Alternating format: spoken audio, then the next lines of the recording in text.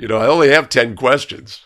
Right? So today we're looking at the most missed study guide questions from the CBOA study guide.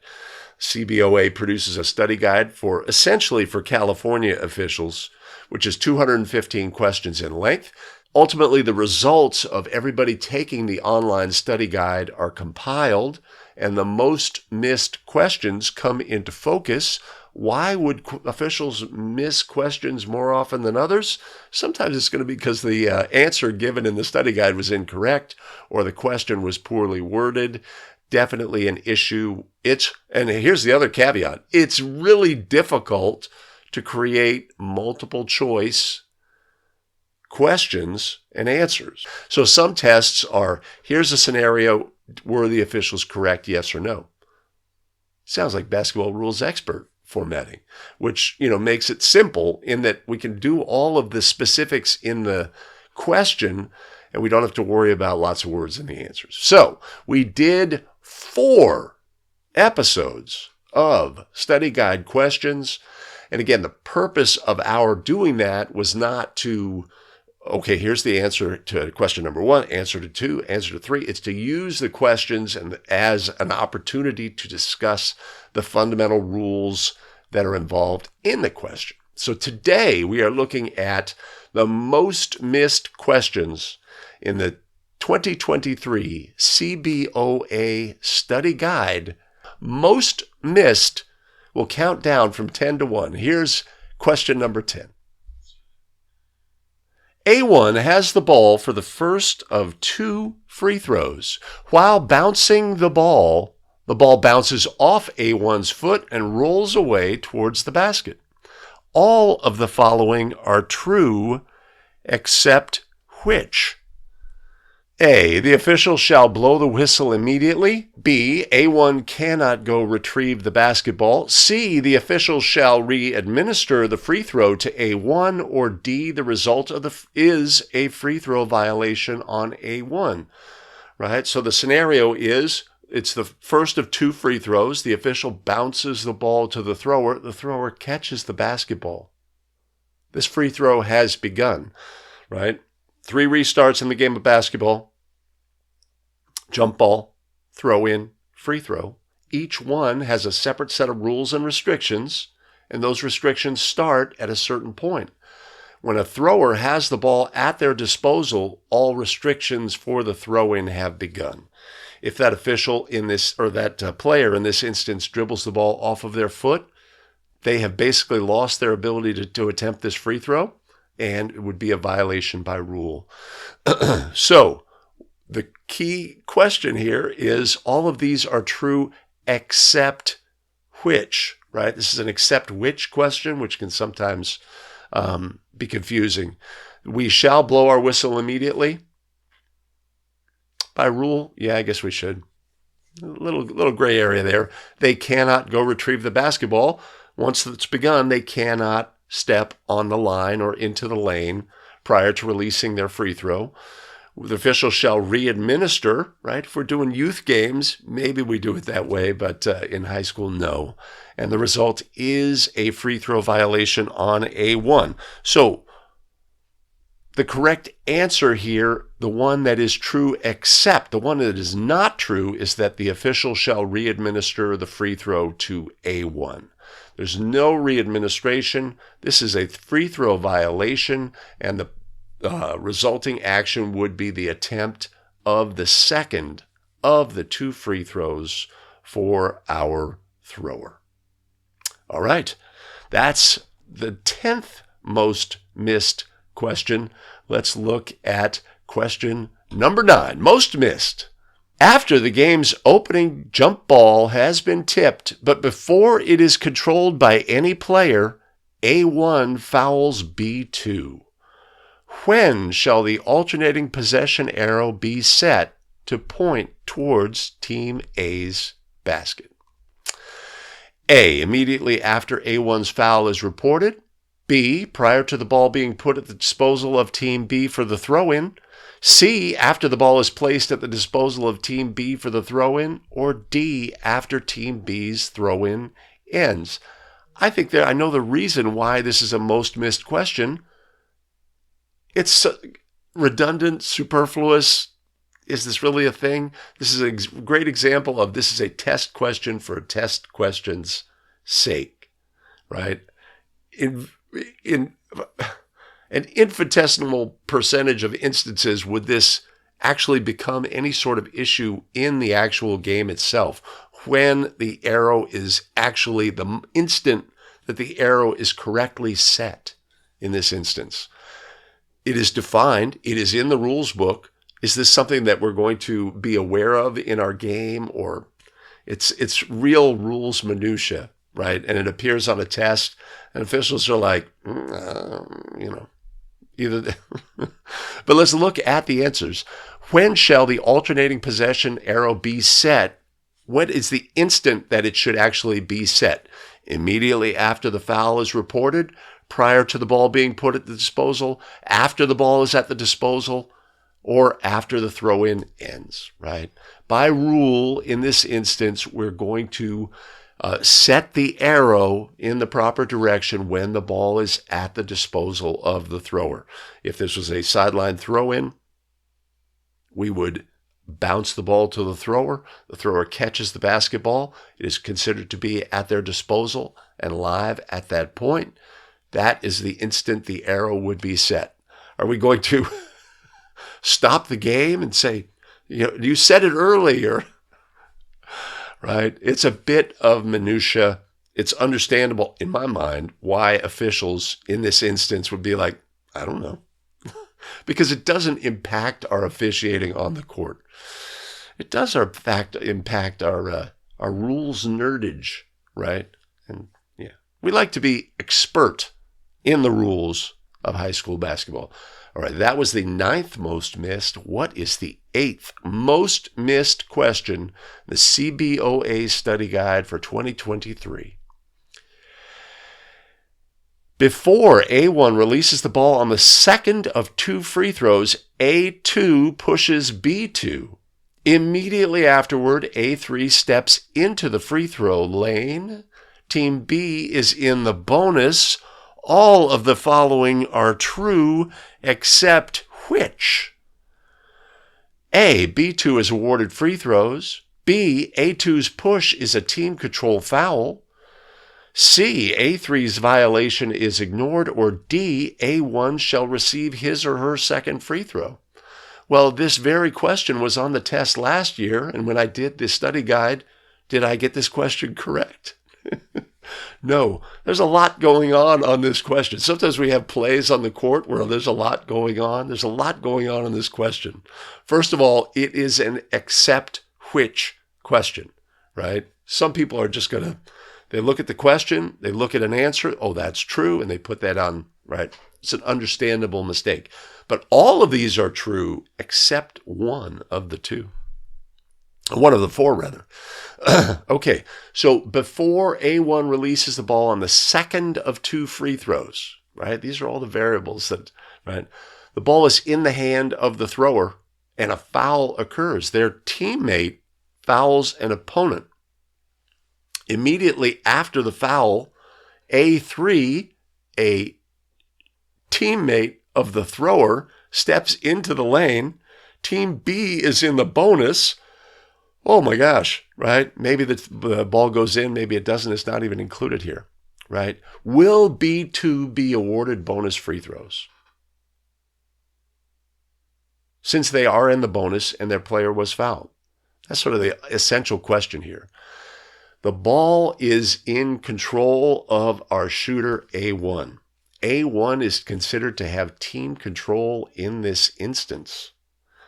The foul by their teammate, therefore, is a team control foul by rule. Since it is a team control foul, we will not attempt bonus free throws. Really important to identify this foul as a team control foul. This is not a common scenario. This is not a block charge play or a pass and crash play or a bad screen play where we know, oh, that's an offensive foul. So that's critical on this play. A2's push is a team control foul. That is a true statement. A3's violation is ignored. That is a true statement. The ball became dead when the player fouled. A1 shall receive his or her second free throw. Okay, let's talk about the answer to the question here first, and then we'll talk about the scenario itself. Our correct answer here is all of these are true except which? B2 is awarded free throws. So let's go through the scenario. Second of 2 free throws, player attempts, teammate fouls prior to the release. At that point, the ball has become dead. We have a team control foul on team A. The ball is dead. There no longer will be a try for goal by our thrower. They are due a second merited free throw. So in this instance, we're going to clear the lane. A1 will attempt their merited free throw. We will resume the game with a throw-in to Team B at the spot nearest the foul, a backcourt front throw-in at the spot nearest the foul. So there's a lot going on this play. This is not a common play at all, right? Where a player fouls prior to the release, right? But it's a chance for us to really understand the rules and concepts involved on the play. With Team A leading by 6 points, which of the following is or are true when B1 is fouled on a successful try so near the expiration of time in the fourth quarter that the timer is unable to stop the clock after the foul and the ball is in the air, but before time expires? There's a lot of words there. There's a lot of words. A, B1's goal is awarded. No free throw is attempted. B1 is awarded 2 free throws. Well, that's very, very generous. C, B1 is awarded 1 free throw. Or D, B1's goal is canceled. Which of the following is true? That's a key, right? So we have a last second shot in a game that currently the score is a 6-point differential, right?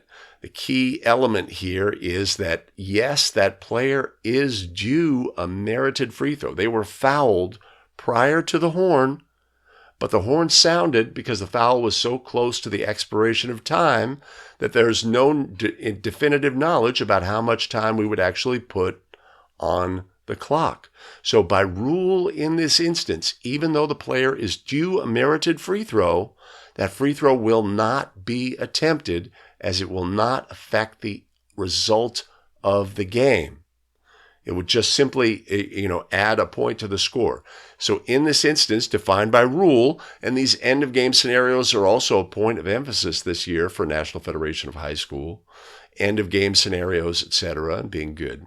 So our correct answer here is that B1's goal is awarded, but no free throw is to be attempted in this situation. Boy, that took a lot of pressing. We're not going to attempt the free throw in this situation. Now, this brings up, of course, a situation that many officials are going to say, well, wait a minute, I do have definitive knowledge that the foul occurred before the horn, so we have to put time on the clock. I know it occurred before, and even though it didn't stop in time, right, so we have to put, and they'll make up a number, 0.5, 0.7, 0.3, 0.2, right? NFHS has this scenario defined. When the foul occurs so close to the horn that the timer cannot stop the clock, then we go with zeros on the clock. Let's look at question number 6, the most missed question. Number 6. Which of the following is true when A1 commits a player control foul against B2 in Team A's backcourt? A, B2 shall receive free throws if Team B is in the bonus. I hope not. B, Team B shall be awarded a throw-in at one of the 4 designated spots in its front court nearest to where the foul occurred.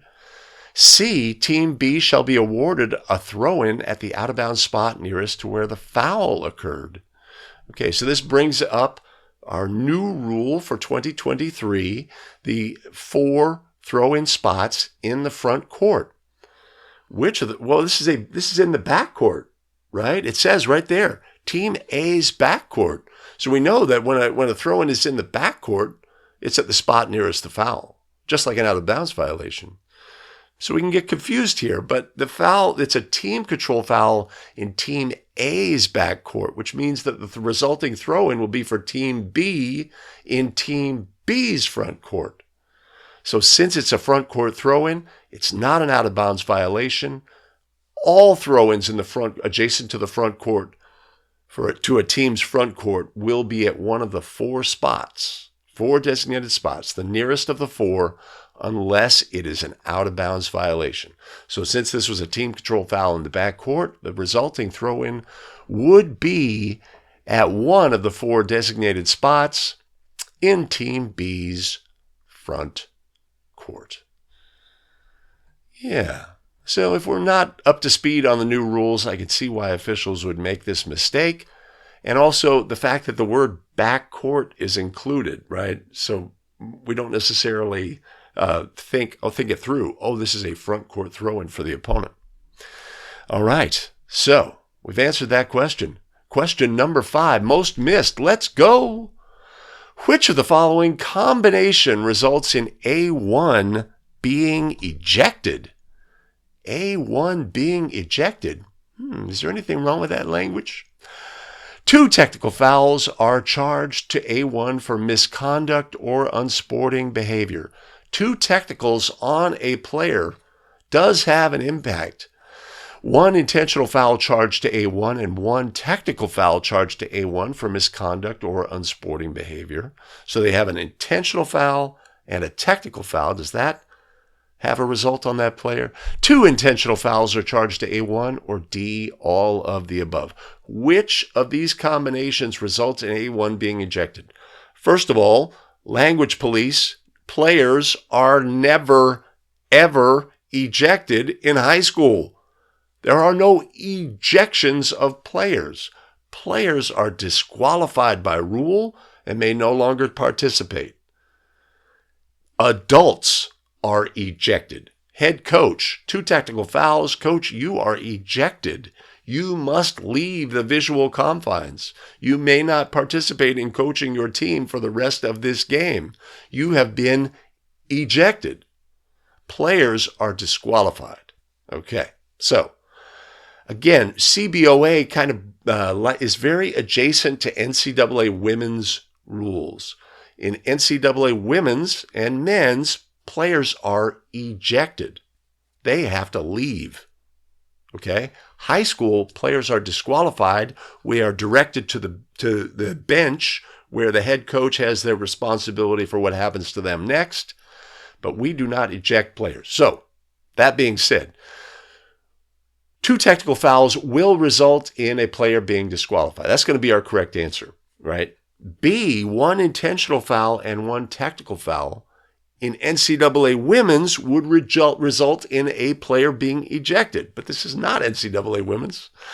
2 intentional fouls charged to A1. In high school, a player can commit 4 intentional fouls for excessive contact, and they would have 4 personal fouls. They would be personal fouls, and they would not be disqualified, even though they had several instances of excessive contact. So our correct answer here, pretty straightforward. 2 technical fouls charged to a player will result in disqualification. During the dead ball period that follows a traveling violation by B1, B2 taunts A1, followed by A3 taunting B2. Which of the following are true? So during a dead ball, we have B2 taunting A1, and then we have A3 taunting B2, right? So this is a scenario that, understanding by rule, we understand how many officials are going to handle this situation and treat those as offsetting technical fouls. But by rule, we might have something different. Our possible answers are B2 and A3 are charged with a double technical foul. In practice, This will be the most common result in this scenario. This is my judgment, right? Many officials would not treat this correctly. B, both teams shall shoot free throws. C, A1 and B2 shall shoot the free throws. Or D, the fouls are of equal gravity. What kind of language is that? So, equal gravity is language from NCAA women's, right? NCAA women's would handle this situation very differently, but NFHS, high school rules, we are going to handle this in a fashion. We do not, if in this instance, B2 had taunted A1 and A1 had responded with B2's taunt, then we have action between two players, then we have a possible double. But in this instance, B2 taunted A1, and then A3 taunted B2. So we have two separate instances. Both will be penalized, and they will be, the result would be administered in the order of occurrence. Critical to administer in the order of occurrence, because that's going to determine who gets the ball at the end of the technical fouls. So B2 taunting A1, that's a technical foul on B2. A3 taunting B2 would be a technical foul on A3. Team A, any player or eligible substitute could attempt technical foul free throws. So in answer C here, A1 and B2, right? Not a thing. Not a thing. Any player or eligible substitute would attempt, and then any Team B player or eligible substitute would attempt those two free throws, and Team B in this instance would be awarded a division line throw-in opposite the table as a result. Understanding technical foul rules and restrictions is critical. I have created a new course. I'll put a link to where you can find it on technical fouls. Dominating our understanding of technical fouls is critical in order to officiate high school basketball. All right, we've got 3 questions to go. We're down to the top 3 most missed questions. Let's look at question number 3. When may cheerleaders or other entertainment be allowed on the court? Well, that's a really simple question. There's no way the question asker could screw this up.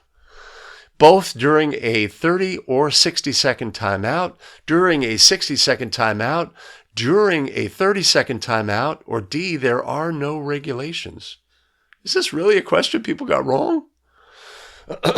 During both of the... So when may cheerleaders or other entertainment be allowed on the court? During a 60-second timeout.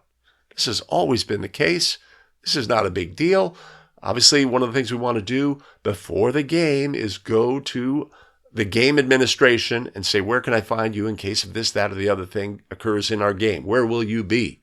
Right? If we've got cheerleaders from both squads, great idea for the officials to contact the head of the cheerleaders and say, do you understand your restrictions during a 60-second timeout? You can come on the court, play, the cheerleaders need to be outside the lane area during live play, etc. Where are your cheerleaders going to be, right? Are you going to come on the court during 60-second timeouts? Do you have tumblers who may come down the court during a 60-second timeout and our officials have to run out of the way? Look out, ref. Look out. All right, so our correct answer here is during a 60-second timeout. I think this question is here by mistake. Nobody's going to make this mistake. Come on. During a 60 is when cheerleaders or other entertainment are allowed on the court by rule. I will say, I just saw a video on YouTube of it was during a 60-second timeout or during halftime. The cheerleaders come on and they do it's almost like a haka where they're shouting at the other team, at the other cheerleading squad. It's a call and response kind of thing, except they didn't like each other and a fight breaks out. Oh my goodness. Can you imagine in your game? Can you imagine? All right. Down to two possible questions. let's look at the second most missed question on the study guide. A player who's been withdrawn may re-enter during the next opportunity to substitute. A, after the clock is properly started following his or her replacement. B, when the opponents have committed a violation or foul before the game clock has been properly started. Or C, when an official's or scorer's error occurs in recording a foul, which results in a player being replaced. Or D, all of the above. Okay, it's an odd question. A player has been withdrawn. Is that language from the rules book? Is a player ever withdrawn? What has occurred?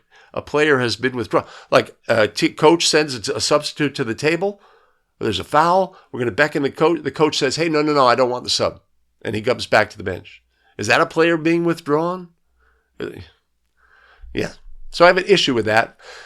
If a player has been properly substituted for, they may not return to the game until the clock has properly started. The player must sit a tick, is the way it's often referred to between officials. The clock must properly start.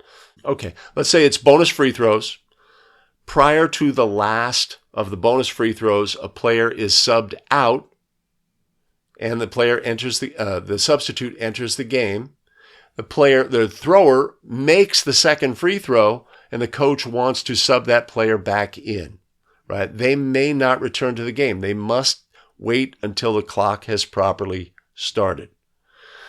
So that's the critical component in this play. But this does bring up a scenario that I just experienced recently that we have to be aware of as basketball officials. So our correct answer here is given by our test administration is when an official or scorer's error occurs in recording a foul, results in a player being replaced. So you could have a scenario. Player A1 is dribbling the basketball. Player B1 is ruled for a hand check. The officials report.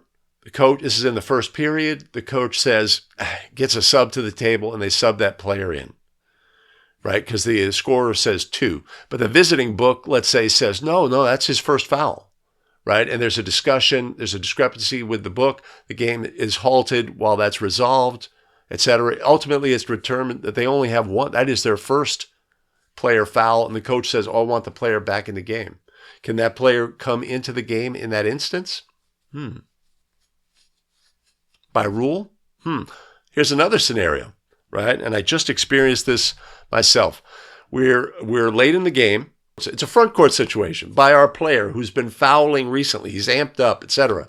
He commits an illegal screen on the opponent. We report the foul. Illegal screen. Team control foul, right? And our scorer says, what's our reaction when our scorer goes like this? That player is disqualified. Coach, that's 5 on 53. Need a sub. Sub comes to the table. We bring them in. Scorer, no, ref, that's 5 team fouls. It's 5 team fouls. We should be shooting bonus. Oh, Okay, wait a minute. How many fouls does 53 have? Oh, he only has 4. We've disqualified a player, and they do not have 5 fouls. Could that player return in that instance? I would say yes. Yes, they could. This is something we're going to have to be aware of. A scorer raising five fingers, it previously had meant one thing. That's 5 on 53. Now, how are we going to manage that scenario for official, in situations where bonus free throws are due? How are we going to have our score? My counsel is go to your scorer before the game and say, when a team commits their 4th team foul, be very emphatic. That is 4. That's the 4th team foul, right? Giving the crew a heads up, which would be helpful when we first adopt this rule, that the next one will be bonus free throws. When we have bonus free throws, because there are 5 team fouls in a period, give me this, right? That way, there's no confusion in this scenario. So, but in this scenario, we have a situation where we could say, no, we're going to bring that player back because of a official's error in recording a foul, which results in a player being replaced. I guess it's sort of similar. In any event, that is the listed answer. The correct answer here should be A. After the clock is properly started, following his or her replacement, a player who has been substituted for may re-enter during the next opportunity to substitute. That is a true statement. Why it says C as a correct answer, this is obviously incorrect by our administrating questioners, creators, etc. All right, so we're down to our final question, most missed. The mostest missed question will be next. On a throw-in touched in the backcourt, which begins when an inbounds player legally touches the ball inbounds? This is a California-specific question, and it could involve a situation where other states have adopted shot clock rules that are similar to this.